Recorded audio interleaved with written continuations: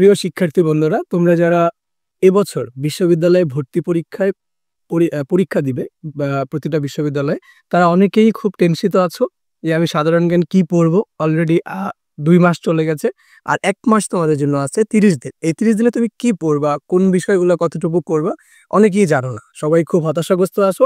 তাদের জন্য আমি একটি বই সাজেস্ট করব, সেটি হচ্ছে এই যে সাপ্লিমেন্ট সাধারণ জ্ঞান। এই বইটি এত সুন্দর করে সাজানো হয়েছে যে তোমার আগামী 30 দিন তুমি কোন বিষয়টা কতটুকু করে পড়বা, মৌলিক বিষয় কতটুকু পড়বা, আন্তর্জাতিক বিষয়গুলি কতটুকু পড়বা এবং বাংলাদেশ বিষয়গুলি কতটুকু পড়বা, 10 দিন 10 দিন করে 30 দিন তোমাকে একটা রুটিন করে দেওয়া হয়েছে।